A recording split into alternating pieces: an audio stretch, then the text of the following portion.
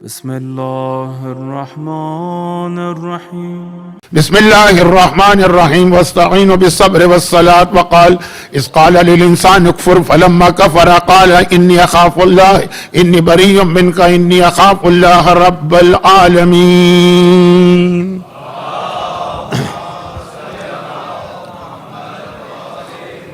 1448 ہجری یعنی 1448 ہجرہ کے دوسرے عشرے کی وہ مجالس ہیں کہ جس میں اب ہم براہ راست امام معصوم کے حالات زندگی اور اس کے حوالے سے آج کے زمانے میں جو ہماری ذمہ داریاں ہیں، چوتھے امام کی شہادت کے حوالے سے مجلسیں ہو رہی ہیں، اور جیسا کہ کل میں نے عرض کیا تھا کہ چوتھے امام کے زمانے کے حالات مختار کے جہاد کے بعد، یا یہ کہیے کہ حجاج ابن یوسف کے واصل جہنم ہونے کے بعد پھر وہ حالات بنتے چلے گئے جو ہمارے آج کل کے حالات سے بہت زیادہ مطابقت رکھتے ہیں، اور اس لیے اس دور میں جو طریقہ کار امام معصوم نے اختیار کیا تھا وہ آج ہر امام کا ہر طریقہ ہر وقت ہمارے لیے ایک رول ماڈل ہے، ایک نمونہ ہے۔ لَقَدْ كَانَ لَكُمْ فِي رَسُولِ اللَّهِ أُسْوَةٌ حَسَنَةٌ۔ لیکن بعض اوقات جو میں نے عرض کیا کہ بدلتے رہتے ہیں انداز کوفی اور شامی، اس زمانے کا جو دشمن ہوتا ہے اس کی وجہ سے کسی ایک امام کی سیرت کا کوئی بہت اہم پہلو ہمارے لیے زیادہ قابل عمل ہو جاتا ہے۔ یہ جملہ بھی ٹھیک نہیں ہے، لیکن چونکہ اس وقت ذرا سا میں ذہنی طور پہ پریشان ہوں تھوڑا سا۔ کل میں نارون حامیہ کی تشریح کر رہا تھا کہ جی جہنم کی آگ تو بہت گرم آگ ہے، جس پر شیخ جعفر تستوری کا میں نے جملہ بھی نقل کیا تھا کہ انہوں نے پہلے تو اعتراض کیا کہ آگ تو ہوتی ہی گرم ہے، اس کے لیے یہ کہنا کہ گرم آگ ہے، برف تو ہوتی ہی ٹھنڈی ہے، اس کے لیے یہ کہنا کہ ٹھنڈی برف ہے۔ اور پھر میں نے وضاحت کی تھی کہ جب اس کو کمپیئر کریں گے ہم دنیا کی آگ سے تو لگے گا کہ دنیا کی آگ تو کچھ ہے ہی نہیں، اور آج دنیا کی آگ کا ایک جھٹکا مجھے لگ گیا، اور اس اعتبار سے میں یہ عرض کر رہا ہوں کہ 27 ڈگری تو ہمارے یہاں کوئی کھیل ہوتا ہے، وہ تو ہم لوگ اس کو سردی سمجھتے ہیں کراچی میں، اور یہاں تو اچھا میرا جو طبیب ہے، میں اپنے ذاتی حالات نہیں بتا رہا ہوں لیکن ایک مثال سے ذریعے بات آگے بڑھا رہا ہوں۔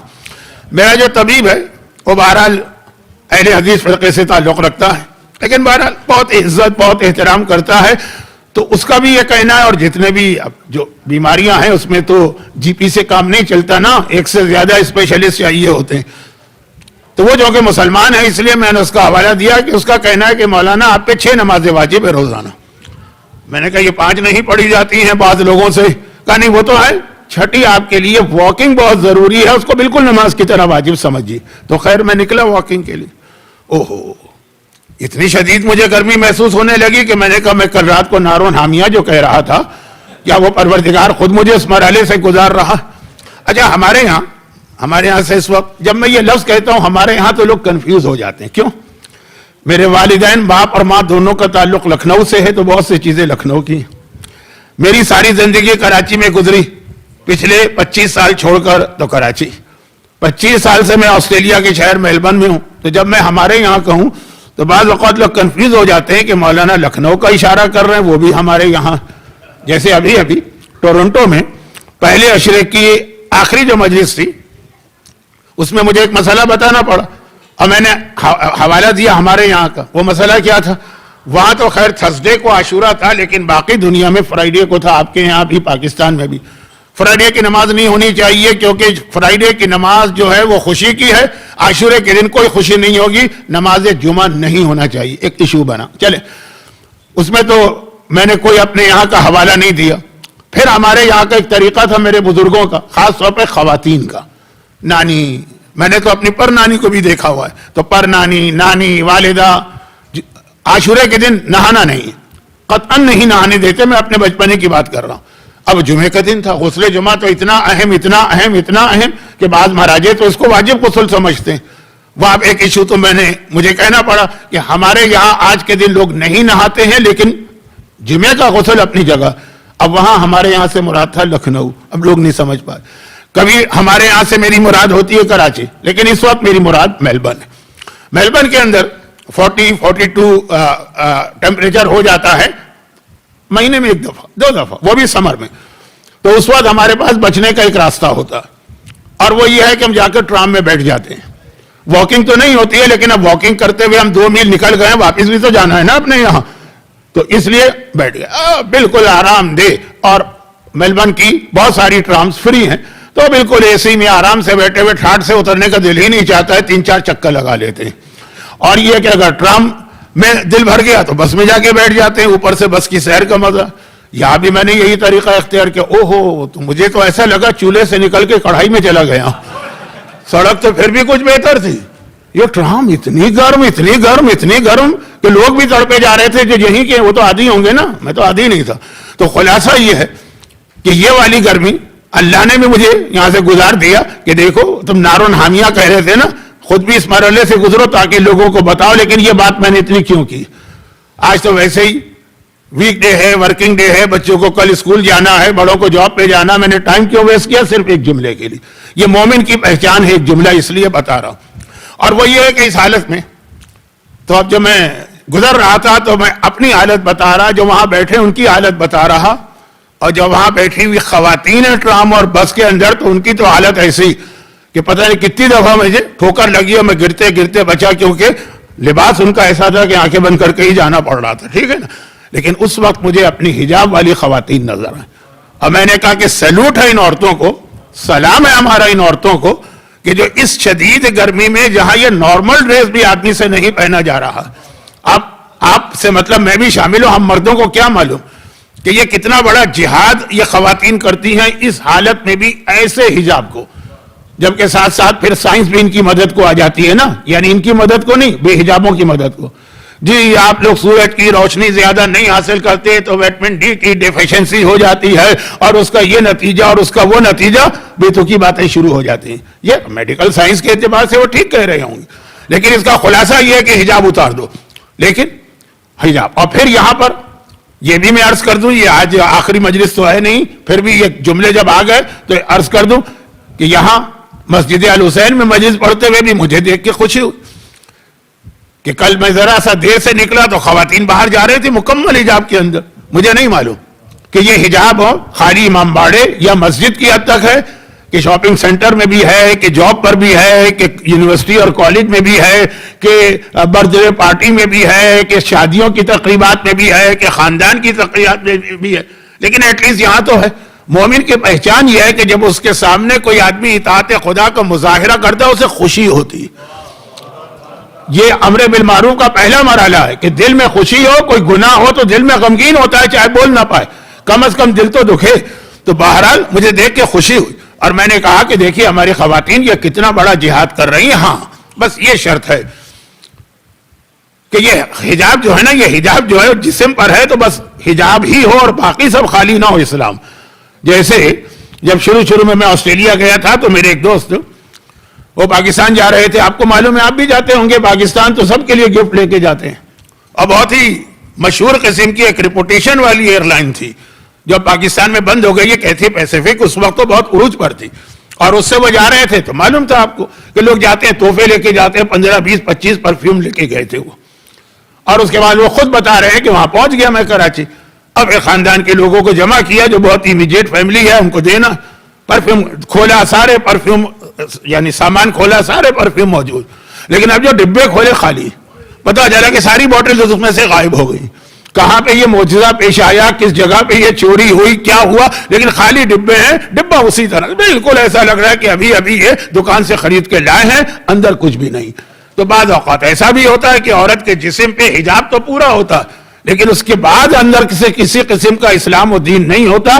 حجاب ایمان کی ایک اہم ترین نشانی, لیکن اس کے ساتھ ہمیں اس بات کا بھی خیال کرنا کہ اور بہت ساری ذمہ داریاں آتی ہیں, اور اس میں نے عرض کیا کہ شیطان کے پاس 2 ایسے ہتھیار ہیں, ٹولز.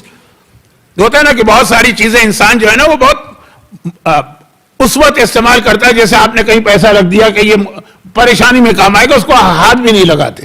ہاں جب کوئی اتنا بڑا مسئلہ پیش آ جائے, یہاں تو انویسٹمنٹ اسکیمیں ہوتی ہوں گی, جیسے بچوں کی تعلیم کے لیے لوگ ایسی اسکیمیں لیتے ہیں, یا یہ کہ پاکستان میں لوگ ریٹائرمنٹ کے لیے کہ ریٹائرمنٹ کے بعد کیا ہوگا, ایک طرف رکھ دیا, ہاتھ نہیں لگاتے.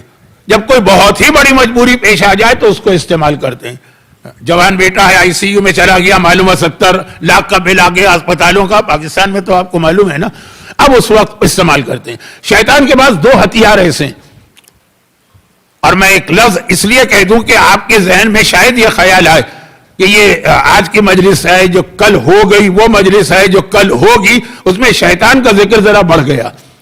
चौथे इमाम का लक़ब ज़ैनुल आबिदीन किसने दिया है, ये इंशाअल्लाह आखिरी मजलिस में अर्ज करूंगा, लेकिन मेरा अंदाजा है कि सारी जिंदगी आपने सुना है चौथे इमाम को, तो आपको मालूम होगा कि ये लक़ब चौथे इमाम को 2 दफा मिला, एक पास्ट एक फ्यूचर, एक दुनिया में मिला एक आखिरत में।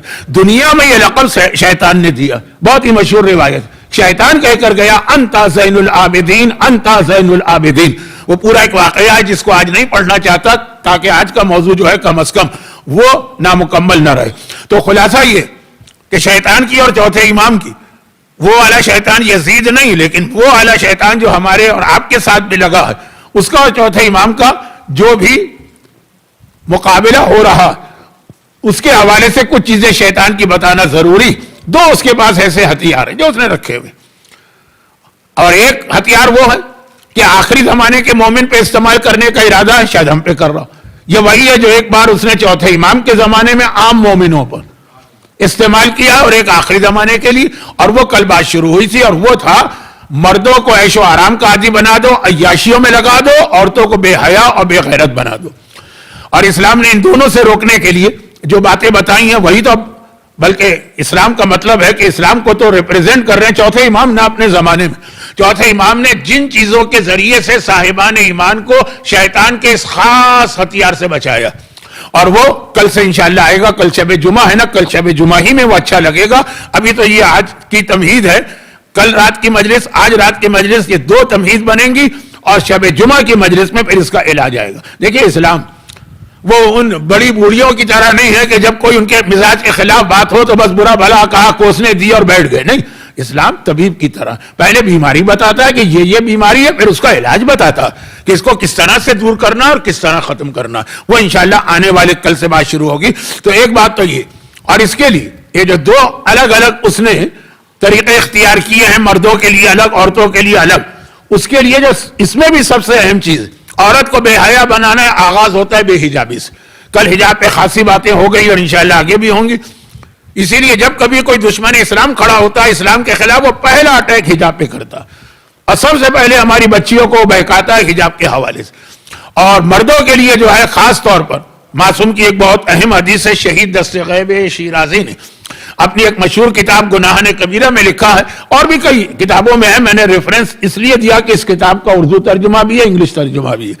और मर्दों को जो अय्याशी का आदी बनाना, उसमें सबसे अहम चीज है गाना बजाना। म्यूजिक की बात नहीं कर रहा हूं, म्यूजिक हलाल भी होती है, म्यूजिक हराम भी होती है, लेकिन म्यूजिक से हटके जो गाना बजाना, ये शैतान का बहुत अहम हथियार है। चाहे हम और आप इसकी अहमियत को समझे कि न समझे, शैतान समझता। क्योंकि अच्छा, मासूम की कौन सी हदीस की तरफ हल्का सा इशारा किया मैंने, इमाम ने फरमाया कि याद रखो ये गाना वो चीज जो मोमिन को मुनाफिक बनाता, मोमिन को भी नहीं पता चलेगा। इन्नल गिना यम्बुतुन निफाक कमा यम्बुतुल माउज़्ज़र। कभी ऐसा होता है ना कि कहीं बहुत बारिशें होती हैं तो खुद बखुद जमीन से सब्जा निकलता, कोई बीज बोने की या फसल की जरूरत नहीं, ज्यादा बारिशें ज्यादा ग्रीनरी। इमाम फरमाते हैं जो मुसलसल जो आदमी गाना सुनता रहेगा तो उसके दिल में निफाक इस तरह पैदा होगा जिस तरह बारिशों से जमीन से सब्जा निकल आता, पता भी नहीं चलेगा इसको कि कब ये मोमिन से मुनाफिक बन गया। और जैसा कि मैंने अर्ज किया था शुरू मजलिसों में कि चौथे इमाम ने आखिरी जमाने की पहचान ये बताई, सुबह मोमिन शाम को काफिर, शाम को मोमिन नेक्स्ट मॉर्निंग को मुनाफिक। तो ये बहुत अहम उसका हथियार। चुनाचे आप देखेंगे हर चीज के अंदर, हर चीज में, म्यूजिक की बात नहीं कर रहा हूं, म्यूजिक भी हराम होती है, लेकिन आधी हलाल है तो आधी हराम है, वहां फिर भी इंसान को जरा तहकीक करना है। लेकिन गाना बजाना किसे कहते हैं? बगैर म्यूजिक के। लोग समझते हैं गाना बजाना जो इस्लाम में हराम है वो जो आवाजों के साथ, सांस के साथ, आलात के साथ, नो, वो एक अलग हराम है, खाली गले की आवाज। अब क्योंकि आप पाकिस्तान से आए, पाकिस्तान में अक्सर आपने ये मसला सुना होगा कि हत्ता अजान, तिलावत कुरान, कसीदे, नोहे, ये इबादत वाली चीजें भी इसमें हराम हो जाती हैं। लेकिन ये मेरा असल मौजू नहीं, ये तो सिमनन बात आ गई ना। کہ مردوں کے لیے یہ خاص اس نے طریقہ کار اختیار کیا اور عورتوں کے لیے وہ طریقہ، یہ وہ نسخہ ہے یا وہ ٹول ہے یا وہ ہتھیار ہے جو اس وقت استعمال کرتا ہے شیطان جب آخری زمانہ آ جائے، چوتھے امام جیسا زمانہ، اس کی طرف ابھی میں آؤں گا۔ ایک اس کے پاس ہتھیار ایسا ہے جو وہ ہر زمانے کے مومن کے لیے اس نے رکھا ہوا ہے، بالکل آخر میں، یہ خاص الخاص ہتھیار ہے۔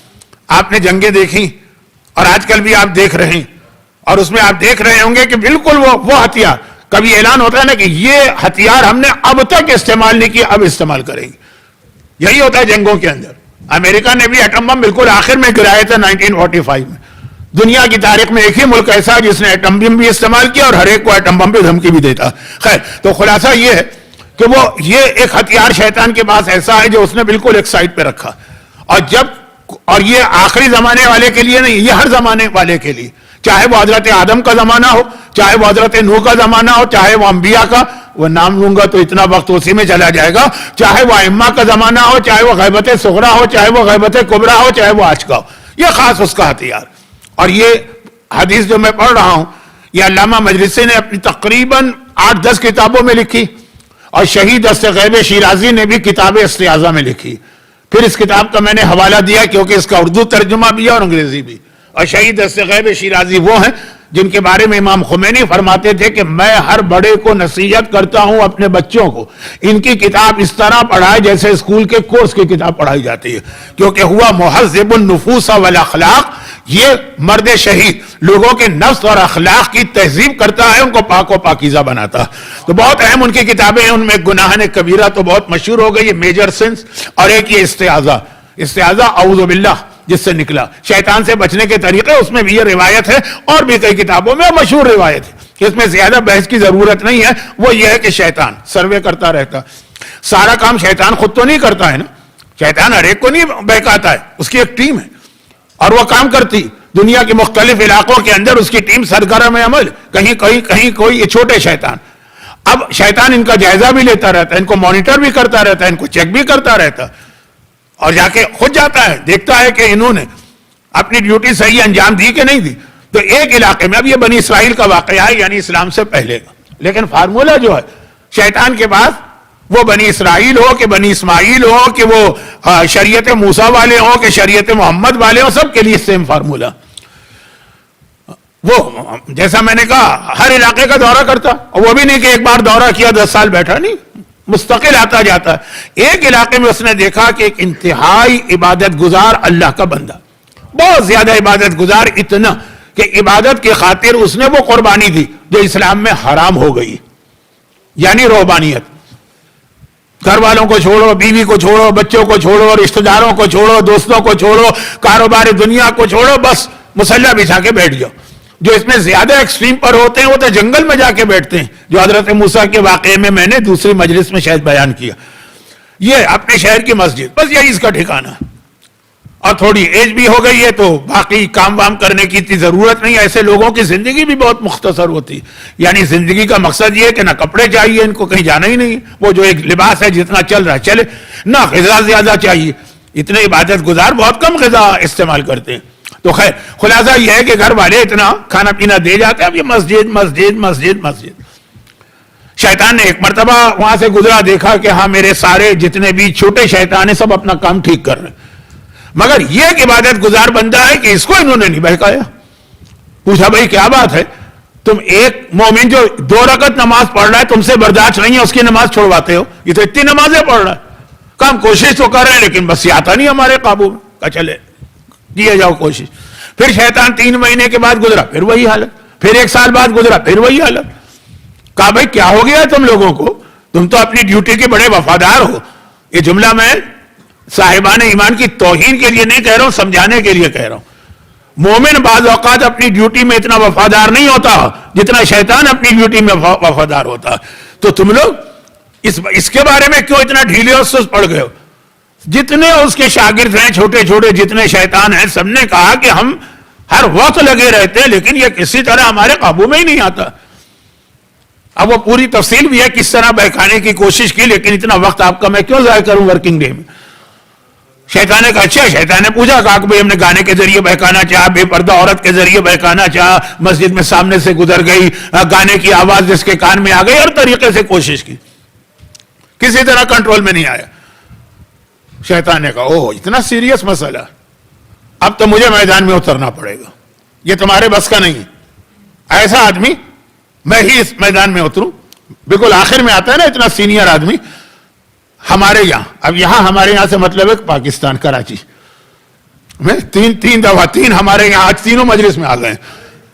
عاشور کے دن نہیں نہانا ہے لکھنؤ کا ہمارے یہاں، گرمی کے اندر کبھی خدا نہ خاصا بھی ٹرام میں نہیں بیٹھنا ہے مجبوری کے علاوہ، یہ میلبرن کا ہمارے یہاں آ گیا، اور آج کراچی کا۔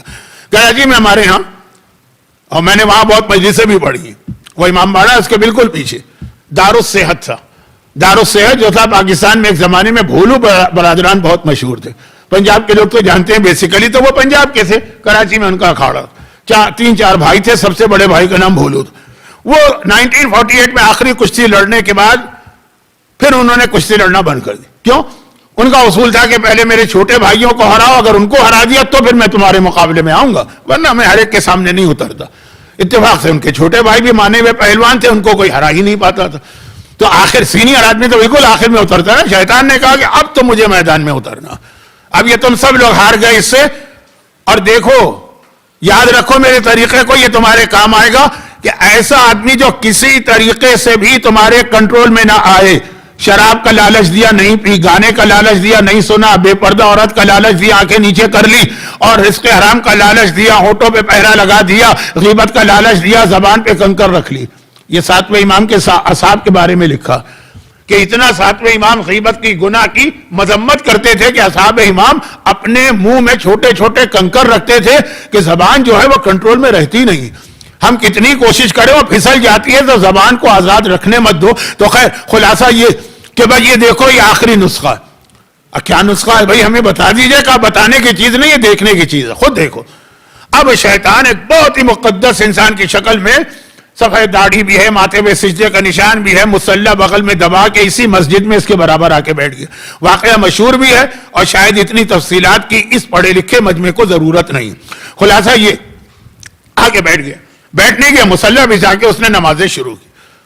اچھا وہ بھی نماز پڑھ رہا ہے، یہ بھی نماز پڑھ رہا ہے، چلے ابھی مسجد میں تو ہوتا ہی، لیکن اس کی نمازیں جو دیکھی تو وہ جو عابد تھا، عبادت گزار تھا، اس کا آخری جملہ بہت اہم ہے اس واقعے کا، وہ جو عبادت گزار تھا، تھوڑے عرصے کے بعد، تھوڑے عرصے کا مطلب یہ کہ 2 گھنٹے نہیں، 15 دن گزر گئے، 1 مہینہ گزر گیا، اب آہستہ آہستہ اس کی توجہ ہوئی کہ اتنی عبادت کرنے والے، اتنی تو میں بھی نہیں کرتا ہوں بھئی، کبھی کھانے کے لیے رک جاتا ہوں، کبھی تھوڑی دیر آرام بھی کرنا ہے، تھوڑی سی نیند بھی لینا، یہ اللہ کا بندہ ایسا۔ اب جو مصلح پکڑا تو کسی وقت بھی عبادت کو چھوڑتا ہی نہیں ہے۔ اب اس کے دل میں خیال پیدا ہوا، جو میں نے شروع مجلس میں ایک جملہ کہا تھا نا، آج کی گرمی اور اپنی خواتین کو جو میں نے سلام کیا تھا، سیلوٹ کیا تھا، اس کے حوالے سے کہ مومن جب اللہ کی عبادت کرتے دیکھتا ہے تو خوش ہوتا ہے، اور خوش ہونے کے بعد اس کا دل چاہتا ہے کہ میں بھی اسی طریقے سے عبادت کروں۔ تو یہ ہمیشہ سے ایمان کی پہچان ہے، نیکی کو دیکھ کر خوش ہونے پر بھی اللہ ایک نیکی کا ثواب آپ کے نامہ اعمال میں لکھ دیتا ہے، اور گناہ کو دیکھ کر آپ کے دل میں اگر دکھ آ رہا ہے، آپ کچھ نہیں بول سکتے، آپ کا ایک بچہ ہے وہی گانے سن رہا، آپ نہیں روک سکتے اس کو، لیکن آپ کا دل اس سے غمگین ہو گیا نا، ایک ثواب یہ بھی آپ کے نامہ اعمال میں ہے۔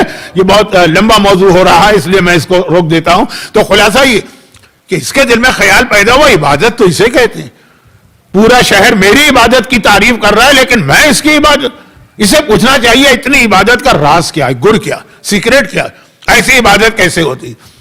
اب وہ انتظار کر رہا ہے اسے پوچھے، لیکن وہ پوچھنے کا موقع نہیں دے رہا شیطان۔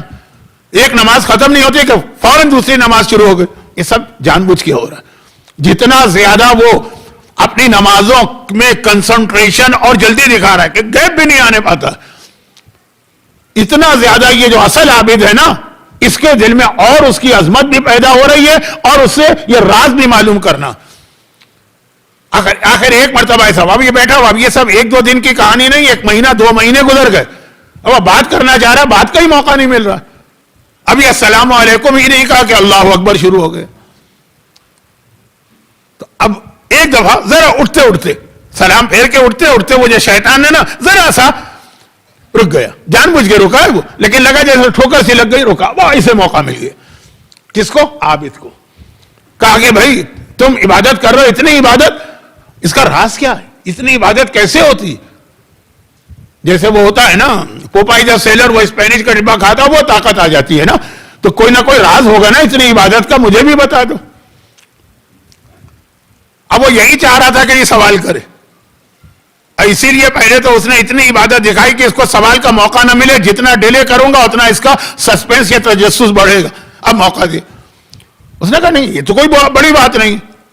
عابد نے کہا لیکن میں بھی کرنا چاہتا ہوں اتنی عبادت, کبھی نیند بھی آتی ہے, کبھی بھوک بھی لگتی ہے, کبھی آرام کا بھی دل چاہتا ہے. یعنی بطور مثال کہہ رہا ہوں کہ 24 گھنٹے میں 16 گھنٹے عبادت کرتا ہوں, تم تو 24 گھنٹے میں 23 گھنٹے کیا, 24 گھنٹے عبادت کر رہے ہو. کہ اس کا تو بہت آسان طریقہ ہے عبادت کرنے کا, تم عبادت کر رہے ہو, کس طرح کر رہے ہو؟ کہ بھائی وضو کر کے, طہارت کے ساتھ, پاک کپڑے. تو کہا گناہ تم نے کون سا کیا؟ کہا گناہ یہ کیا چیز ہوتی؟ او ہو, شیطان نے کہا یہی تو تمہاری غلطی.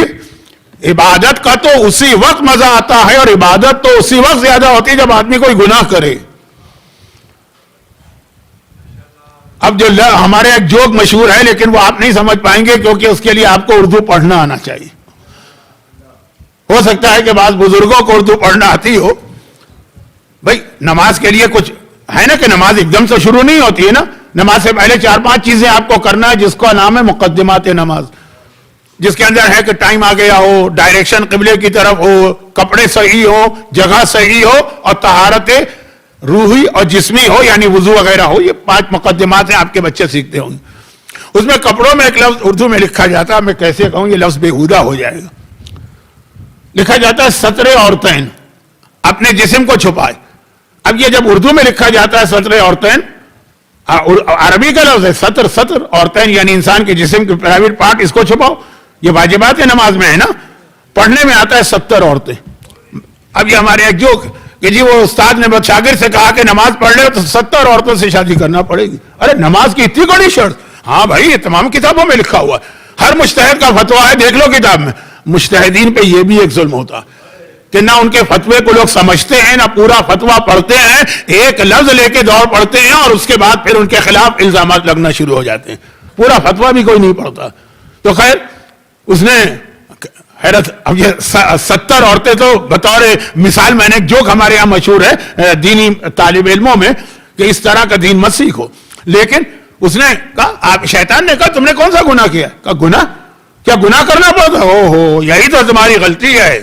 جب تک یہ گناہ نہیں کرو گے اس وقت تک عبادت میں توجہ نہیں ہوگی, کیونکہ گناہ تمہیں ہر وقت ڈرائے گا کہ ابھی یہ معاف نہیں ہوا ہے, پتہ نہیں اللہ مرنے کے بعد کتنا عذاب دے, تو تمہیں آرام کا دل ہی نہیں چاہے گا, کھانے کا دل ہی نہیں چاہے گا. جب آدمی کا دل اس میں لگا ہوا ہو, کسی کا بیٹا ICU میں آخری سانسیں لے رہا, نہ اسے بھوک لگتی ہے نہ اسے نیند آتی ہے, تو کہا کہ گناہ کرو. اچھا گناہ کے ذریعے یہ ہوتا ہے؟ ہاں. تو کہا کہ تم نے کون سا گناہ کیا؟ کہا جتنا بڑا گناہ کرو گے اتنا خوف خدا بڑھے گا, اور جتنا خوف خدا بڑھے گا اتنی نمازوں میں توجہ بڑھے گی. تو سب سے بدترین گناہ کرو. اب یہاں پہ میں اپنے جملے جو ہے نا تھوڑے سینسر کر رہا ہوں, گرچہ معصوم کی حدیث ہے, لیکن کچھ حدیثیں اس طرح ممبر پہ بیان کرنا اچھا نہیں لگتا. بچیاں بھی سن رہی ہیں, بچے بھی سن رہے ہیں, میری بیٹیاں بھی ہوں گی, بہویں بھی ہوں گی, تو مختصر ہی کہا کہ جتنا بڑا گناہ کرو گے اتنا زیادہ عبادت میں توجہ ہوگی. اب یہ بھولا بھالا سیدھا سادہ عبادت گزار جس نے تو یہی سیکھا تھا کہ وضو کرو, نماز پڑھو, رکوع کرو, سجدہ کرو, یہ عبادت ہوتی ہے. کہا کون سا گناہ؟ کہا کہ فلاں علاقے میں چلے جاؤ, وہ بری عورتوں کا علاقہ ہے, گناہ کر کے آ جاؤ, پھر دیکھو کیسی عبادت میں تمہاری توجہ ہوتی ہے. اس نے کہا وہ کہاں ہوتا ہے؟ مجھے کیا معلوم, میں تو بھائی نیک آدمی, متقی آدمی, پرہیزگار آدمی, سے تو کچھ پتہ ہی نہیں. کہا کہ وہ فلاں محلہ, میں تمہیں آج کل کیا کہیں گے لوکیشن بھیج رہا ہوں. خیر, تو لوکیشن کا مطلب میں تمہیں ایڈریس سمجھا رہا ہوں. وہ چلا, کہاں جا رہے ہو؟ کہا تمہارے کہنے پہ. کہا وہ عورتیں ہیں, پیسے لیں گی, پیسے ہیں تمہاری جیب میں؟ کہا پیسے تو نہیں. وہ بھی مجھ سے لے لو. یہ مدد ہے, یہ نیکی کے کام میں مدد ہے نا, کہ تاکہ تمہاری نمازیں بڑھیں اور نمازوں میں توجہ ہو, تو پیسے بھی مجھ سے لے جاؤ, یہ میں ڈونیشن راہ خدا میں دے رہا ہوں. خیر ہو گیا وہاں. اب وہ جو تھی زندگی بھر گناہ کرنے والی عورت, اس نے دیکھا, حیران ہو گئی. اب دیکھیں اس کا آخری جملہ جو ہے نا, وہاں تک میں لے جانا چاہتا ہوں. اس واقعے کا زیادہ لمبا میں نے واقعہ کر دیا, اس کو جلدی اب ختم کروں. اب جو وہاں گیا, عورت, اس کا پروفیشن, پیشہ یہی, لیکن سمجھدار تھی. دیکھا, اس نے کہا کہ یہاں تو کوئی پابندی نہیں, صبح دوپہر شام یعنی ہر قسم کے, ہر مزاج کے, ہر عمر کے لوگ آتے رہتے. ایسا آج تک نہیں آیا. ماتھے پہ اتنا بڑا سجدے کا نشان, واقعا سجدے کا نشان تھا. وہ نہیں ہے جسے پاکستان میں ہمارے کامیڈین عمر شریف نے مشہور کر دیا کہ شامی کباب چہرے پہ لگائے. نہیں, واقعا پراپر سجدے کا نشان, پراپر, واقعا نہیں, خلوص سے عبادت کرتا. اور ایسی صفائی داڑھی, چہرے پہ نور آ ہی جاتا ہے اتنا عبادت گزار کے. کہا ایسا تو آج تک نہیں آیا. تم یہاں کیسے آ گئے؟ کوئی نہ کوئی مسئلہ ہوگا. اس نے کہا بھائی میں فضول باتیں نہیں کرو, میں مصلی کو چھوڑ کے آیا ہوں, مجھے جلدی واپس جانا. کہا لیکن وجہ بتاؤ. اس نے وجہ بتائی کہ بھائی وہ ایک میرے برابر ایک عبادت کرنے والا تھا, مجھ سے 1000 گنا زیادہ عبادت کر رہا تھا, اس نے مجھے یہاں بھیجا. گرچہ گمراہ تھی, گرچہ گناہگار تھی, گرچہ بدترین گناہ کرتی تھی, لیکن سمجھدار تھی. کہا وہ شیطان ہے, وہ کبھی کوئی عبادت گزار ہو ہی نہیں سکتا. ایک بات بتا دو, یہ کپڑا بالکل صحیح سالم ہو, وہ زیادہ اچھا لگتا ہے کہ وہ پھٹ جائے پھر اس پہ پیون لگاؤ, پیون لگا ہوا. کہا کہ بغیر پھٹا ہوا بالکل ٹھیک کپڑا وہ ٹھیک لگتا ہے. کہا جب تم گناہ کرو گے یہ سمجھو گویا تم نے اپنے تقوی اور عبادت کے اندر کو پھاڑ دیا, پیون لگا رہی ہے. وہ پیون لگی ہوئی عبادت کا وہ مزہ ہی نہیں ہوگا جو خلوص کی عبادت کا ہے. یہ الفاظ میرے, مفہوم اس کا یہ تھا. واپس جاؤ. اب یہ واپس گیا تو اب یہ واپس گیا تو خالی تھی مسجد, تو بھاگ گیا. شیطان تو اسی کام کے لیے آیا تھا. لیکن جاتے جاتے کہہ گیا کہ دیکھو یہ میرے ہاتھ سے بالکل آخری مرحلے میں پھسل کے نکلا, یہ میرے ہاتھ میں آیا کیسے یہ سمجھ لو, یہ ہے گر. اور یہ میرے ہاتھ سے میرا جو سب سے بڑا ہتھیار ہے, سب سے بڑا ہتھیار. اب میزائلوں میں پتہ نہیں سب سے بڑا میزائل کیا ہوگا, ایٹم بم سے بھی بڑے بڑے کون سے بم ہوں گے, جو سب سے میرا آخری ہتھیار. وہ کیسے اس سے بچا وہ بھی سن لو. ایک ہی بات, جو مومن یا مومنہ, شیطان بتا رہا ہے, شیطان کی باتوں پہ بھی توجہ دیا کرے.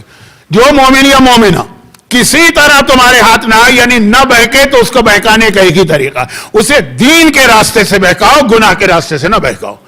اسے اسے بہکانے کے لیے استعمال کرو دین کو. مسجد سے بہکاؤ اسے, ممبر سے بہکاؤ اسے, آج کل کی اصطلاح میں کہو مجلسوں کے ذریعے اسے بہکاؤ. یعنی ایسی باتیں کرو کہ وہ بہک جائے جو نہ شراب کے ذریعے تمہارے ہاتھ میں آئے, نہ گانے کے ذریعے آئے, نہ اس بدترین گناہ کے ذریعے آئے. جو مومن کسی طرح تمہارے بہکاوے میں نہیں آتا ہے, اسے بہکانے کا ایک ہی طریقہ ہے, دین کو استعمال کرو. تو چاہے وہ مصلی اپنے گھر کا ہو, چاہے وہ مسجد کا مصلی ہو, چاہے وہ ممبر ہو, چاہے وہ حج ہو, اس کو استعمال کرو. آپ نے بھی دیکھا ابن زیاد نے سب سے آخری ہتھیار کیا استعمال کیا تھا, قاضی شرح کا فتویٰ. یہ جو فتویٰ تھا نا, یہ دین ہے نا, کہ دین کو استعمال کیا تھا. واقعات مشہور ہے, ادھر نہیں جا رہا. اور شیطان نے دونوں باتیں بتا دی. اور دیکھو یہ بچ کیسے نکلا اتنے بڑے خطرناک ہتھیار سے. بڑے بڑوں کو میں نے ڈھیر کیا ہے, جو گناہ کے ذریعے میرے قابو میں نہیں آ رہے تھے, ان کو دین کے ذریعے سے میں نے بہکایا. یہ نکلا کیسے؟ وہ بدترین عورت تھی لیکن دین کا اتنا علم رکھتی تھی. یہ علم تھا کہ جس کی وجہ سے اس نے اس عبادت گزار کی ساری عبادت کو بچایا. اب یہ آخری 2 جملے بھی سن لیجئے, اگرچہ میرا اصل موضوع مکمل ہو گیا. اور یہاں سے میں آتا ہوں زیارت اربعین کے اس جملے پر, جس کا میرا آپ سے وعدہ تھا, اور اس کے ساتھ پھر چوتھے امام کی سیرت کے بالکل اہم پیغام جو بالکل ٹو دا پوائنٹ ہے. لیکن آخری جملے سن لیجئے, کیونکہ اگرچہ واقعہ تو یہیں تک تھا, شیطان نے گر بتایا, شیطان نے بچنے کا طریقہ بھی بتا دیا. کس کو؟ اپنے شاگردوں کو کہا کہ بس کوشش کرو کہ یہ والی جو چیزیں جو بچانے والی ہے وہ ان کے پاس نہ آنے پائے. اب آئیے روایت یہ کہ اسی رات کو یہ عورت مر گئی. اب جب عورت مر گئی تو اتنی بدنام عورت تھی نا, اس علاقے میں رہنے والی تو ساری, کوئی نہ اس کو غسل دینے آئے, نہ کفن پہنانے آئے, نہ نماز پڑھنے آئے, نہ دفن کرنے. ہمارے یہاں ایک فقہ کا مسئلہ ہے, پاکستان میں یہ غلط مشہور ہو گیا کیونکہ برادران اہل سنت کے یہاں یہ مسئلہ, تو ہمارے یہاں بھی آ گئے. ہمارا مسئلہ ہے کہ مرنے والا اگر اسلام پر مرا ہے, چاہے کتنا ہی بڑا گناہگار کیوں نہ ہو, اس کی نماز جنازہ واجب ہے. اب باقی چیزیں چھوڑ دیجئے, نماز جنازہ بھیجا واجب پڑھنا. عام مسلمان کہتے ہیں کہ جو خودکشی کر کے مرے اس کا جنازہ جائز نہیں, یہ غلط ہے خیال. اس کا بھی نماز جنازہ واجب ہے. ہاں یہ ضرور ہے کہ معاشرے میں وہ لوگ جو قابل احترام ہیں ان سے کہا گیا تم ایوائڈ کرو اگر کوئی اور پڑھنے والا موجود ہے. اب یہ بات کہیں اور چلی جائے گی, میں اس کو روکتا ہوں. تو اب یہ اتنی بدنام عورت تھی کہ لوگ آ نہیں رہے تھے. ہم نہیں کریں گے اس کے غسل و کفن میں شرکت. جیسے ابھی پاکستان میں پچھلے مہینے نہیں پچھلے ہفتے شاید وہ جو ایک بچی تھی بہت پیاری بہت معصوم بہت بھولی بھالی 8 سالہ جو اس پہ ظلم کرنے والا تھا جب مرا تو اس کے گھر والوں نے بھی میت لینے سے انکار کر دیا, شہر کے ہر قبرستان والے نے اس کو دفن کرنے سے انکار کر دیا, شہر کے تمام علماء نے اس کی نماز جنازہ پڑھنے سے انکار کر دیا. یہ ہوتا. اچھا اب یہاں کوئی اس کا جنازہ نہیں پڑھ رہا. قریب شہر میں ایک نبی رہتے تھے, نبیوں کے درجے ہیں نا, اب میں یہ ایسا لفظ نہ استعمال کروں کہ توہین ہو جائے انبیاء کی, بہت یعنی چھوٹے درجے کے نبی تھے, نعوذ باللہ یہ مجھے لفظ اچھا نہیں لگا, لیکن قرآن نے کہا تلک الرسل فضلنا بعضهم بعضا, کہ رسولوں میں ہم نے کچھ کو کچھ پر فضیلت دی. ایک نبی تھے, ان کو حکم ملا کہ بھئی برابر کے شہر میں ایک عورت مر گئی ہے, جاؤ جا کے اس کو غسل و کفن و دفن دو اور اس کے سارے واجبات ادا کرو. اب یہ چلے, اب یہ سوچتے ہوئے چلے کہ میں نبی خدا ہوں. نبی معصوم بھی ہوتا ہے, نبی بائی برتھ نبی ہوتا ہے. ایسا نہیں ہے کہ کسی اسٹیج پہ جا کے اللہ کسی کو نبوت دیتا ہو. تو اب یہ نبی بھی ہیں, اللہ نے مجھے بھیجا ہے تو کوئی بہت ہی نیک بہت ہی مقدس بہت ہی ہائی اسٹیٹس کا انسان دنیا سے گیا ہوگا. دیکھیں کس سے نماز جنازہ پڑھوا رہے ہو, اسے اندازہ ہو جاتا ہے نا مرنے والا کون ہے. اب اس وقت یہ شہید قائد کے جنازے کی نماز ہو رہی, مراجع کرام مراجع مرجعیت جو ایک آخری منزل ہوتی ہے وہ نماز پڑھا رہے, اور ایک نہیں ہر شہر میں مرجع نماز پڑھا رہا. یہ عظمت ہوتی, مرنے والے کی عظمت ہے. تو اب پہلے یہ بات پوری ہو جائے کہ بہت کوئی نیک مقدس آدمی مرا ہے کہ اللہ نہیں چاہتا کہ عام مومنین اس کی نماز جنازہ پڑھائیں, میں پڑھاؤں. جا کے پہنچے وہاں, لوگوں سے پوچھا کہ وہ یہ جو ایڈریس ہے یہ کہاں ہے. لوگوں نے کہا یا نبی خدا, نبی کو تو پہچانتے آپ, کیوں؟ کہا کہ وہاں پہ مجھے اللہ کا حکم ملا ہے, فقط ماتت ولیتن من اولیاء, میرے اولیاء میرے ولیوں میں سے ایک ولی کا انتقال ہوا ہے, جا کے فغسلھا وکفنھا ودفنھا, غسل و کفن کرو. لوگوں نے کہا یا نبی خدا ولی, وہ تو اتنی گناہگار ساری زندگی اس نے گناہوں میں گزاری. نبی خدا نے کہا پروردگارت وہ عادل ہے نا, کوئی نہ کوئی اس میں بھی راز ہوگا. ایسی عورت جس کے گناہ کی شہرت اتنی زیادہ ہے, مجھے کیا بھیجا؟ کہا بہت گناہگار تھی, لیکن اس نے میرے ایک مومن بندے کی 70 سال کی عبادتیں بچا لی. تو وہ جتنی عبادتیں بچائی نا وہ ساری اس کے نامہ اعمال میں لکھ دی گئی ہیں, اور اسی رات کو میں نے اسے موت دے دی تاکہ اس کے بعد یہ کوئی گناہ نہ کرنے پائے. اور یہاں سے ایک اور بہت اہم حدیث آ رہی ہے. ہر حدیث اہم ہوتی ہے, اس کا مطلب یہ نہ سمجھا کریں کہ میں حدیثوں کو 2 کیٹیگری میں تقسیم کر رہا ہوں. الدال علی الخیر کفاعلہ والدال علی الشر کفاعلہ. جو آدمی لوگوں کو نیکی کے راستہ دکھائے گا, نیکی کرنے والا تو نیکی کرے گا, لیکن سب کا ثواب جتنے لوگ وہ نیکی کریں گے اس پہلے آدمی کو ملے گا جس نے راستہ دکھایا. والدال علی الشر کفاعلہ, اور جب معاشرے میں کوئی گناہ شر کی بات پھیلائے گا, جتنے لوگ وہ گناہ کریں گے ان سب کا ٹوٹل عذاب مل کے اس کے نامہ عمل میں آئے گا. اور 2 مثالیں دے دوں اور بات ختم کروں. پہلی جو گناہ کی ہے وہ مثال میں عام مثال دوں. جس پہلی عورت نے اپنا حجاب اتار پھینکا اور نامحرموں کے درمیان جانے لگی, وہ پتہ نہیں 50 سال پہلے ہوگی, 100 سال پہلے ہوگی, 200 سال پہلے ہوگی. رسول خدا تو حجاب کا ماحول لے کے آ گئے تھے نا, وہ ایک تھی. اس کے بعد جتنی عورتوں نے بے حجابی اختیار کی سب کو اپنی اپنی بے حجابی کا عذاب ملے گا, مگر یہ جتنی عورتوں کی بے حجابی ہے نا یہ سارا عذاب جمع کر کے خدا اس پہلی خاتون کو دے گا کہ جس کی وجہ سے معاشرے میں یہ بے حجابی پھیلی.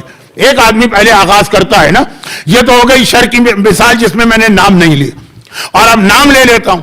جس نے لوگوں کو نیکی کا راستہ دکھایا, 40 کی زیارت کا اتنا ثواب ہے, اتنا ثواب ہے, اتنا ثواب ہے کہ آپ ساری حدیثیں سن کے بھی اندازہ نہیں کر سکتے. اب ہر ظاہر جاتا اسے وہ ثواب ملتا.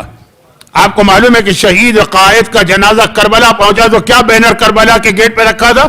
اس سال کے 40 کا پہلا ظاہر آیا.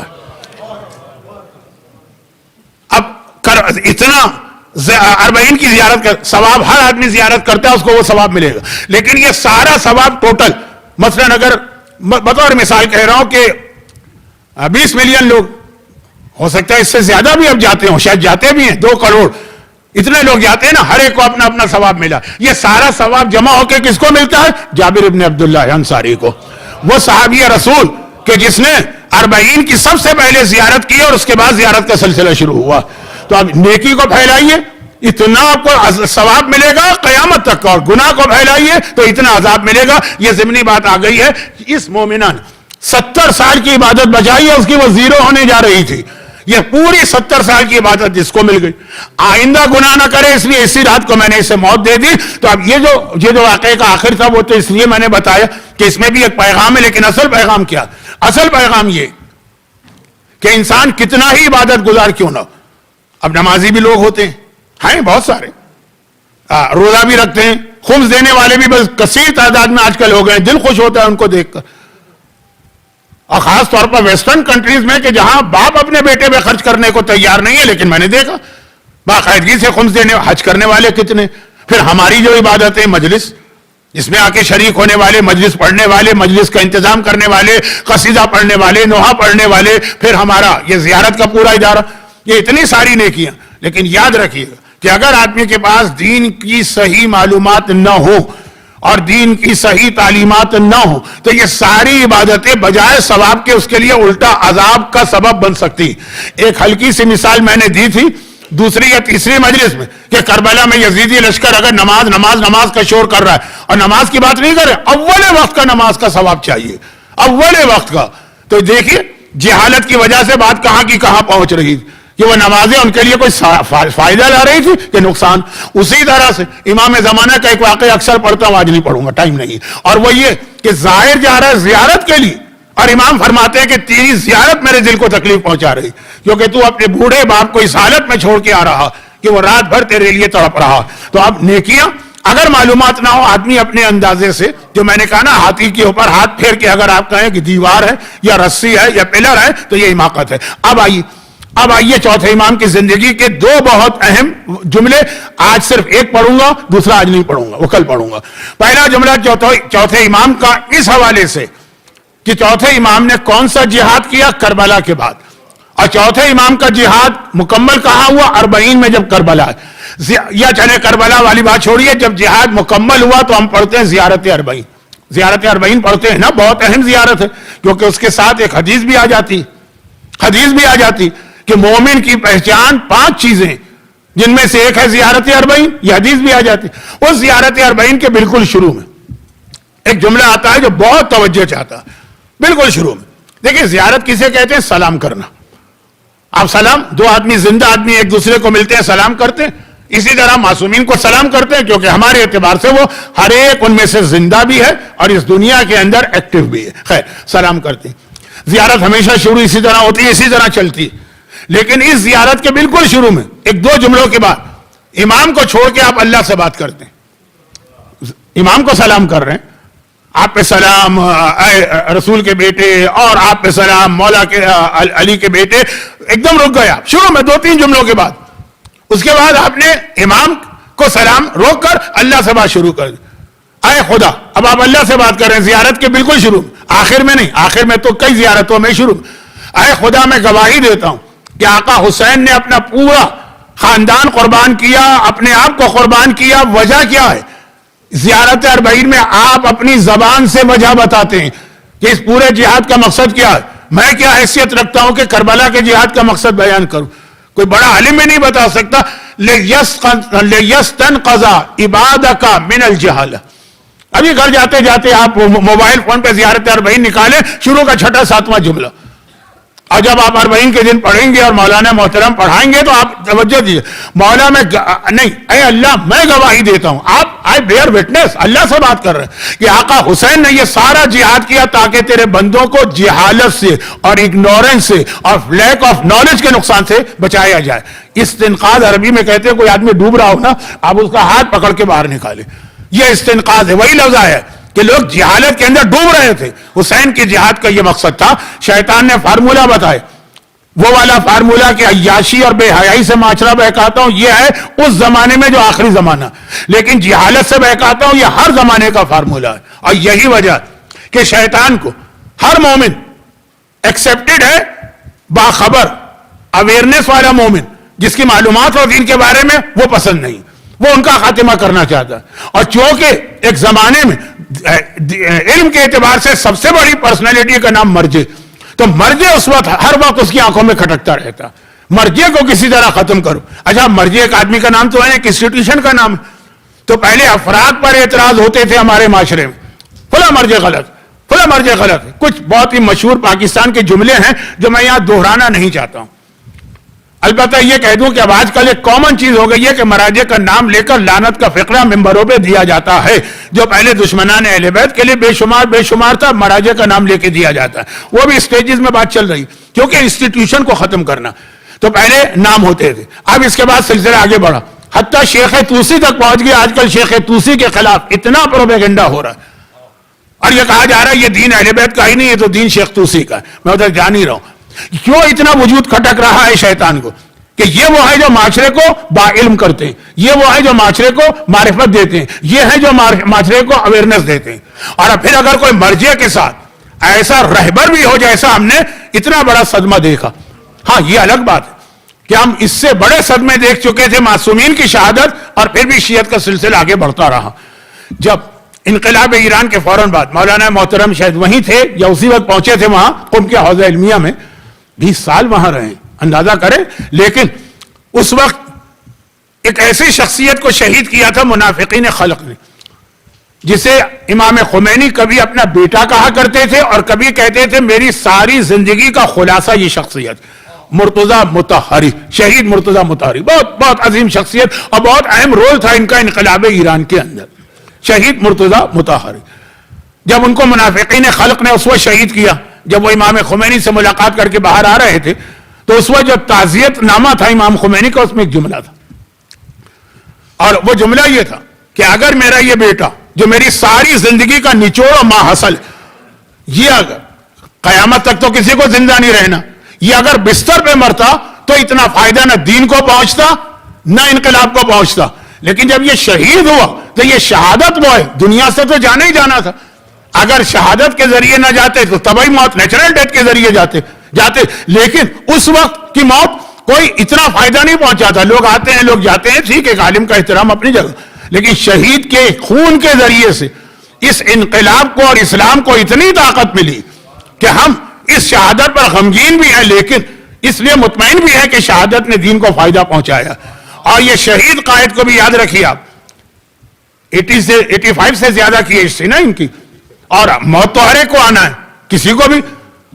انکا میتم وانہم المیتون وما جعلنا من قبلک الخلد, اے رسول ہم نے تم سے پہلے بھی کسی کو زندگی نہیں دی ہے, تم بھی دنیا سے جاؤ گے.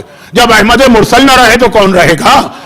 لیکن دنیا سے جانے کا طریقہ ایسا طریقہ کہ جس کی وجہ سے دین کو بھی اتنا فائدہ پہنچا, انقلاب کو بھی اتنا فائدہ پہنچا, اور پوری دنیا میں جب امام خمینی کا انقلاب آیا تھا تو ایک اویئرنیس آئی تھی کہ اسلام کسے کہتے ہیں, تشیع کسے کہتے ہیں. اس سے پہلے لوگ نہیں جانتے تھے. بہت بہت ہوا تو ہندوستان پاکستان کے ہمارے محلے کے غیر شیعہ جانتے ہوں گے, لیکن یورپ اور امریکہ کے ایوانوں تک جو اسلام گونجا. اور اس وقت شہید قائد کی شہادت کے بعد آپ دیکھیں گے کہ انتہائی متعصب دشمنان اہل بیت کے علاوہ جتنے غیر ہیں وہ زیادہ غم کر رہے ہیں اور کہہ رہے ہیں ہو مجاہد ہو تو ایسا مجاہد ہو. اس طرح سے وہ ڈٹا رہا اپنی جگہ پر, جبکہ ان کے پاس بچنے کا راستہ بھی تھا. اور اسلام عام حالتوں میں اس کو غلط نہیں کہتا, بنکر میں آدمی جا سکتا. بھئی رسول خدا 3 سال شیب ابی طالب میں گئے تھے, وہ ایک قسم کا بنکر تھا. مکے کے کافروں نے یہ نہیں کہا تھا ان کو بھیجو شیب ابی طالب میں.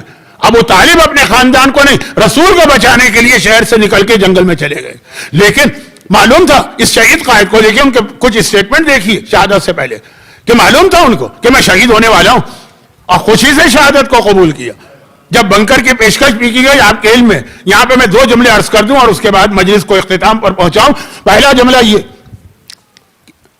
کہ یہ عجیب شخصیت, یعنی مولا کائنات کا غلام ہے نا, تو مولا کی زندگی کی ایسی جھلک ان میں نظر آ رہی, اور بہت ساری چیزیں تو ہیں, میں ساری چیزیں نہیں بیان کر سکتا. صرف ایک چیز, مولا کائنات کی بہت ساری خصوصیات میں ایک اہم ترین خصوصیت یہ, انگریزی کا ایک محاورہ ہے, پتہ نہیں صحیح میں بول رہا ہوں کہ غلط, مجھے انگریزی سے تو آتی نہیں, کیا Jack of all master of none, کہ ایک آدمی تھوڑا تھوڑا تھوڑا سب کچھ جانتا ہے لیکن ماسٹر کسی چیز میں نہیں ہوتا. لیکن مولا کائنات کی خصوصیت ہے کہ ماسٹر آف آل. جس خوبی کو دیکھیے گا لگے گا علی سے زیادہ کسی میں خوبی ہے ہی نہیں. دنیا کہتی ہے 2 چیزیں کبھی ایک آدمی میں جمع نہیں ہوتی, اگر وہ تلوار چلانے والا ہے تو وہ علم نہیں رکھے گا, عالم ہے تو تلوار چلانا نہیں جانے گا, اب لسٹ بنائیے دنیا میں جتنے بڑے بڑے علماء گزرے ہیں، چاہے یہاں اسٹیفن ہاکنگ سے شروع کر کے آپ پیچھے جائیے آئنسٹائن اور نیوٹن اور سقراط اور بقراط اور افلاطون، جہاں تک جائیے سب نے علم کی خدمت کی، تلوار نہیں چلانے جانتے تھے۔ اور جب تلوار چلانا جانتے تھے، یہاں بھی اگر آپ دیکھیں، چاہے وہ سیزر ہو اور چاہے وہ ہنیبال ہو اور چاہے وہ چنگیز خان ہو اور چاہے وہ جتنے حکمران ہو، تلوار ان سے چلوا لیجئے، دنیا کے بہترین فاتح، مگر علم کے اعتبار سے کچھ بھی نہیں۔ مولا کی ذات وہ عجیب ذات ہے کہ جب ممبر کوفہ پہ سلونی کہتے تو کائنات میں ان سے بڑا عالم کوئی نہیں لگتا، اور جب خیبر کا دروازہ اکھاڑ رہے ہوتے تو کائنات میں ان سے بڑا شجاع و طاقتور کوئی نہیں لگتا۔ اور خالی یہ دو باتیں نہیں ہیں، عبادت میں دیکھیں مصلی پر ان سے بڑا عابد آپ کو کائنات میں کوئی نہیں ملے گا، اور حقوق الناس میں دیکھیں تو مولا سے بڑا لوگوں کا خیال کرنے والا کوئی نہیں ملے گا۔ اگر ایک یہودی کی بچی کی پازیب حاکم شام کے لشکر نے چھین لی تو ممبر پر مولا زار و قطار رو رہے ہیں، رات کی تاریکی میں لوگوں کی مدد کر رہے ہیں۔ یہ ساری خصوصیات میں بیان کرنے کی ضرورت نہیں ہے، صاحبان ایمان جانتے ہیں۔ جس وقت میں اس شہید قائد رہبر آیت اللہ خامنائی کی زندگی کے ایک پہلو، مولا کی زندگی کا بھی صرف ایک پہلو میں نے لیا، اس ایک پہلو پہ نگاہ ڈالتا ہوں تو واقعا جو جھلک آنی چاہیے ہر مومن میں مولا کی، مومن مولا نہیں بن سکتا لیکن جو جھلک آنی چاہیے۔ جس وقت عراق ایران جنگ شروع ہوئی تھی اس وقت یہ شہید قائد ڈیفنس منسٹر تھے، اور بہت مشکل وقت تھا، ایران کا پورا سسٹم ٹوٹا ہوا تھا۔ جو انقلاب آیا وہ اتنے آرام سے نہیں آیا، سارے سسٹم ٹوٹ گئے، سب سے زیادہ فوج جو شاہ کی حمایت میں تھی وہ تتر بتر ہو کے رہ گئی۔ کہا بلکہ خود صدام بھی یہی سمجھ رہا تھا کہ یہ ملک تو ہمارا کیا مقابلہ کرے گا، دنوں میں ہم اس کو فتح کر لیں۔ لیکن جب یہ ڈیفنس منسٹر تھے آغا خامنائی، جس طرح سے انہوں نے جنگ لڑی اور جس طرح سے ایران کو اس موقع پر نہ صرف یہ کہ میدان میں جمے رہے بلکہ کامیابیاں حاصل کی، ہمیں لگا کہ ان سے زیادہ بہتر ڈیفنس منسٹر کوئی نہیں ہو سکتا۔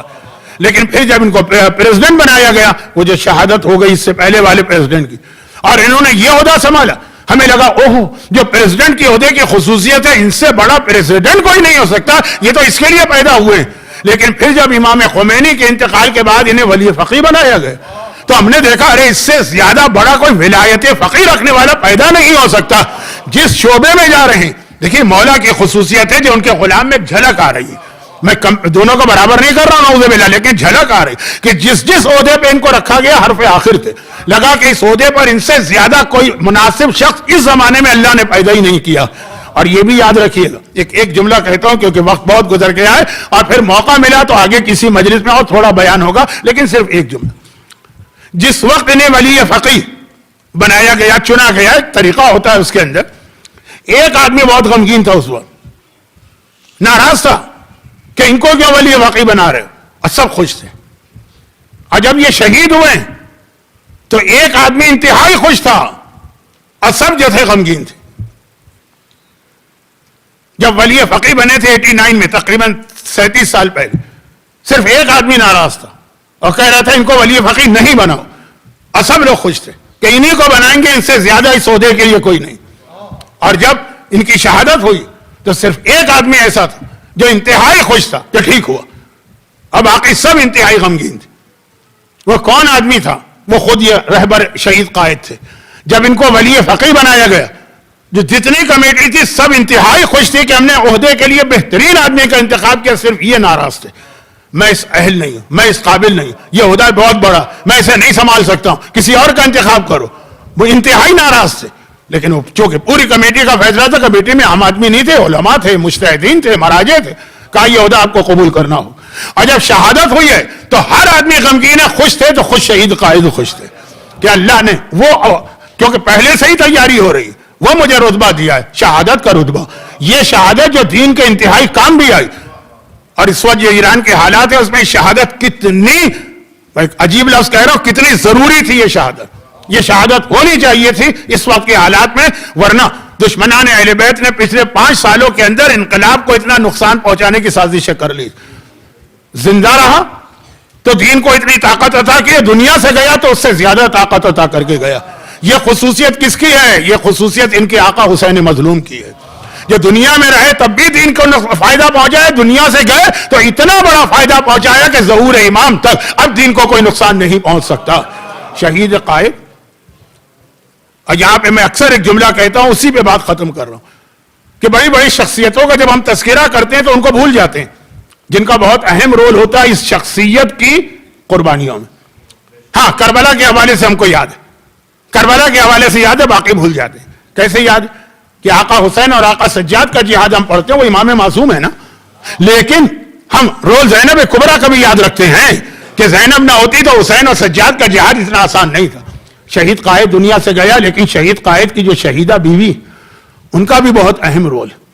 جس طرح کی زندگی انہوں نے گزاری, اگر ہماری آج کے زمانے کی کوئی بچی عام عورت ہوتی, نہ یہ اس انداز سے ولایت فقیہ کے نظام کو سنبھال سکتے تھے, نہ ایران کو سنبھال سکتے تھے. اور خاص طور پر اس پھول جیسی معصوم بچی کو کیا کہا جائے. مناب کی 160 بچیاں اور شہید قائد کی 89.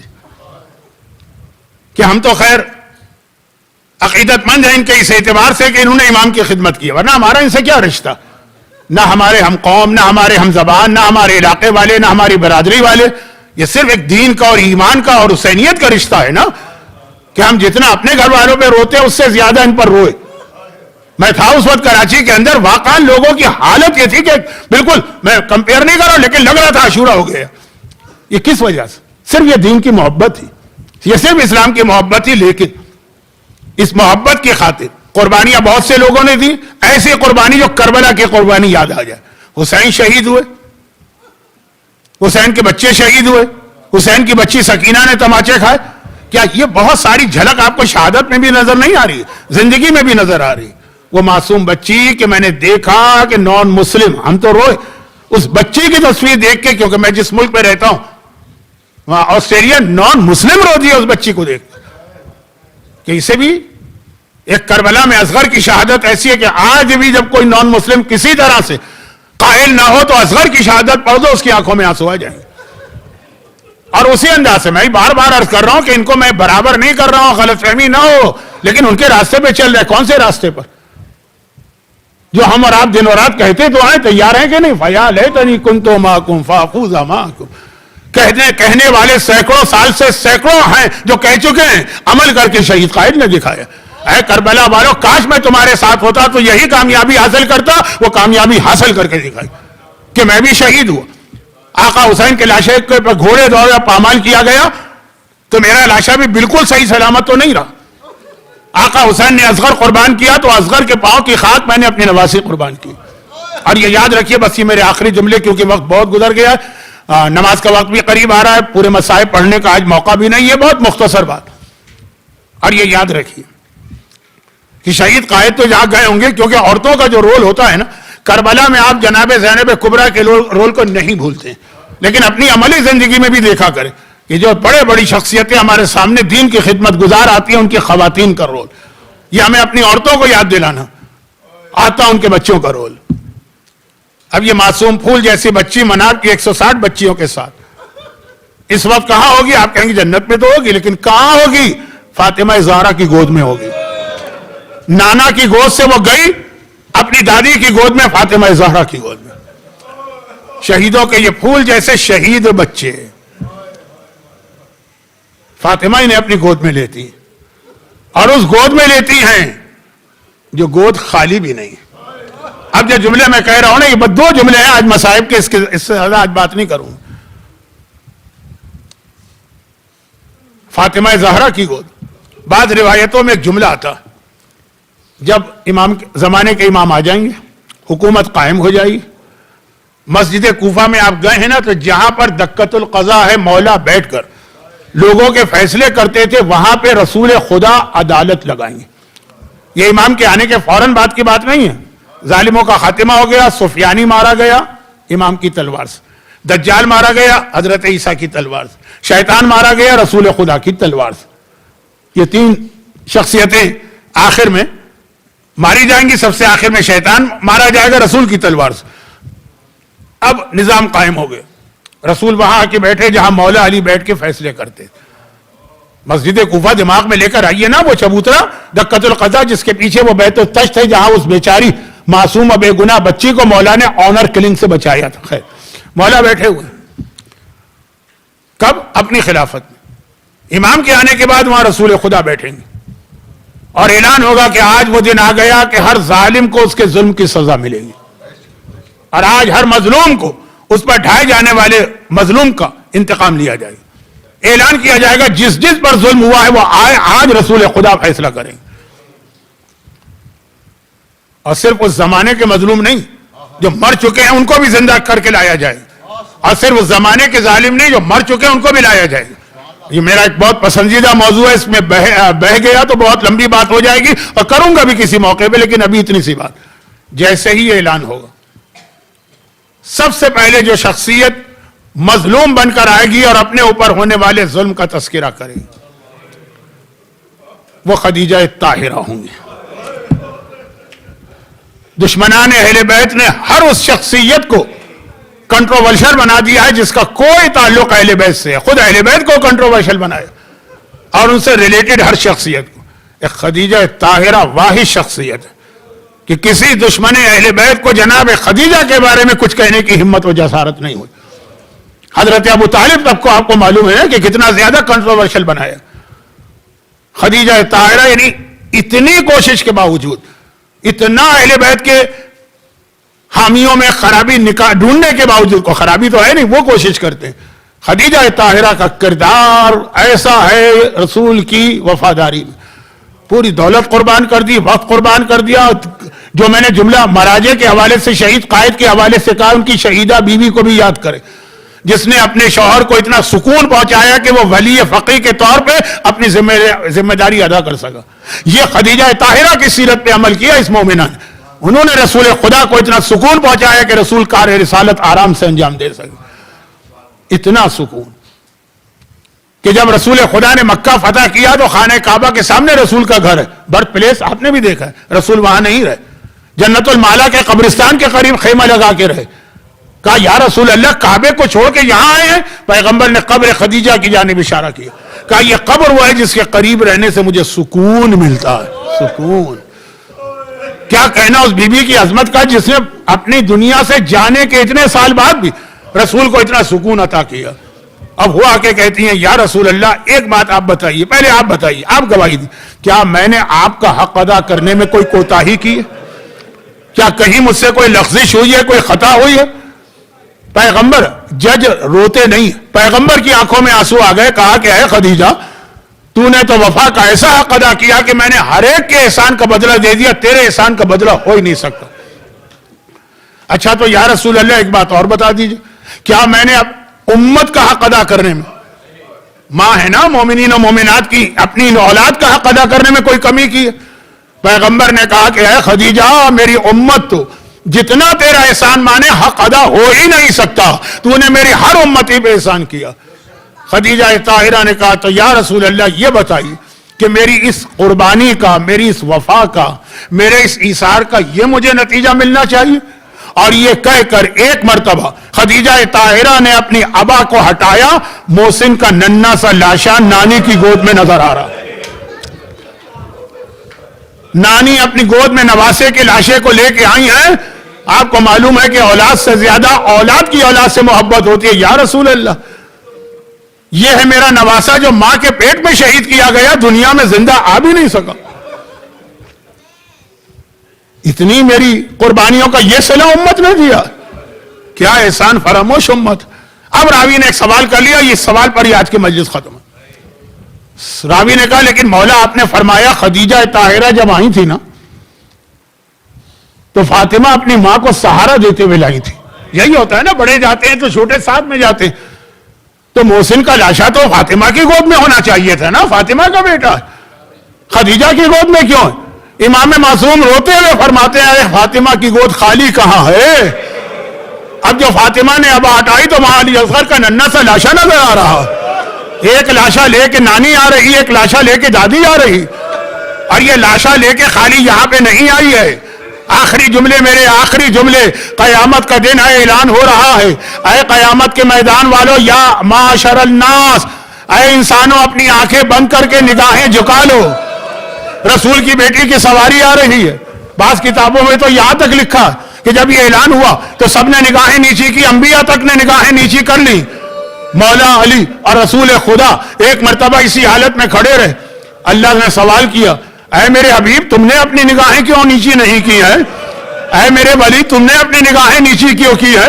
دونوں نے کہا خدا بندہ یہ تو ہمارے لیے محرم ہیں، ہم کیوں آنکھیں بند کریں؟ کہا محرم کی بات نہیں ہے، اس وقت جس حالت میں فاطمہ آ رہی ہے محمد تم دیکھ نہیں سکتے اپنی بیٹی کی حالت، اے علی تم دیکھ نہیں سکتے اپنی بیوی کی حالت، قیامت میں بھی شکستہ پہلو کے ساتھ آئیں گی، ٹوٹی پسلیوں کے ساتھ آئیں گی اور سیدھی بارگاہ الہی میں پہنچے گی۔ خدا بندہ یہ سارے مظالم کی گواہی میں دینے کے لیے ان مظالم کو لے کے آئی ہوں، لیکن اس لیے آئی ہوں تاکہ امت کو بخشوا دوں۔ سوال ہوگا کہ کوئی سامان شفاعت بھی لائی ہو؟ فاطمہ کہیں گی ہاں خدا بندہ میں سامان شفاعت بھی لائی ہوں۔ اور کیا سامان شفاعت ہے؟ دو چیزیں پیش کریں گی، پہلے علی اصغر کا خون بھلا ہوا کرتا اور پھر عباس کے کٹے ہوئے بازو۔ خدا بندہ یہ میرا عباس ہے، ان کے بازوؤں کے طفیل میرے چاہنے والوں کو معاف اجرکم اللہ۔ پروردگار آج پھر باب الحوائج کا ذکر آ ہی گیا کہ اہل بیت کا ذکر ہو اور کربلا اور شام کا ذکر ہو اور عباس کا ذکر نہ ہو، خدا خود ہی زبان پہ جاری کرتا ہے باب الحوائج کا واسطہ جن کے کٹے بازو قیامت کے دن ہماری اور آپ کی شفاعت کا ذریعہ بنیں گے، اور تجھے واسطہ فاطمہ زہرا کا جو ہمیں بخشوانے کے لیے ٹوٹی پسلیوں اور پہلو شکستہ کے ساتھ اللہ کے سامنے آئے گی۔ جو لوگ آج کی مجلس میں مصروف گریاں ہیں، ان مومنین اور مومنات کو، ان کے گھروں کو، ان کے گھر والوں کو، ان کی اولادوں کو، ان کی روزی کے ذرائع کو ہر آفت و پریشانی سے محفوظ فرما، ہمارے مرحومین کی مغفرت فرما۔ کچھ بیماروں نے خاص التماس کی، ایک بچہ ہے اس کی بہت خواہش تھی، ایک ہمارے نوحہ خان ہے انہوں نے اپنے والدین کے لیے کہا، اور بھی کئی لوگوں نے، خدا بندہ ان کو جن نے التماس نہیں بھی کی لیکن ان کے یہاں بیمار ہیں ان کو شفائے کاملہ عطا فرما، ان مظالم کے انتقام کے لیے اور بیمار اسلام کو شفا دینے کے لیے اپنی آخری حجت امام زمانہ کے ظہور میں تعجیل فرما۔ ماتم حسین